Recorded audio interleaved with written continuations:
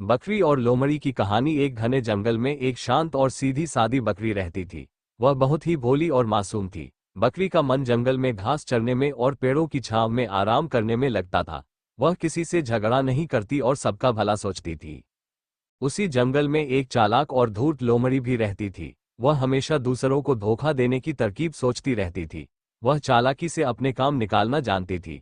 कई बार वह छोटे जानवरों को मूर्ख बनाकर उनका भोजन छीन लेती थी।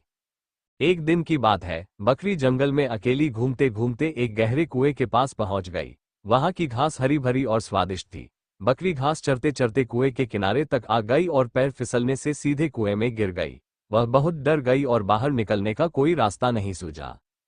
कुछ देर बाद लोमड़ी वहां से गुजरी। उसने कुएं में झांका तो देखा कि बकरी अंदर है।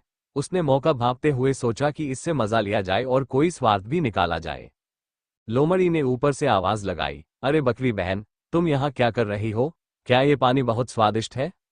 बकरी ने मासूमियत से कहा, मैं यहाँ घास चरते चरते गिर गई और अब बाहर नहीं निकल पा रही। कृपया मेरी मदद करो।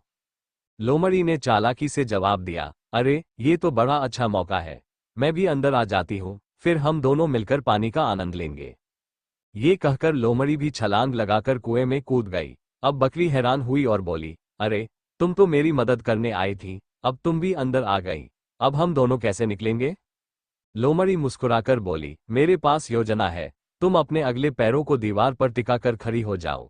मैं तुम्हारी पीठ पर चढ़कर बाहर निकल जाऊंगी, फिर मैं तुम्हें भी ऊपर से खींच लूंगी।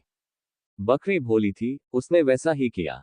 लोमड़ी उसकी पीठ पर चढ़कर बाहर निकल आई। लेकिन बाहर निकलते ही उसने बकरी की ओर देखा और कहा, बकरी बहन, अपनी मूर्खता का फल भुगतो।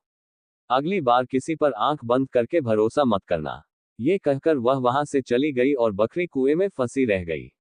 सीख, नैतिक शिक्षा। कहानी से ये सीख मिलती है कि आंख बंद करके किसी पर भरोसा नहीं करना चाहिए, खासकर चालाक और स्वार्थी लोगों पर। जीवन में समझदारी और सावधानी जरूरी है, नहीं तो कोई भी हमें धोखा दे सकता है।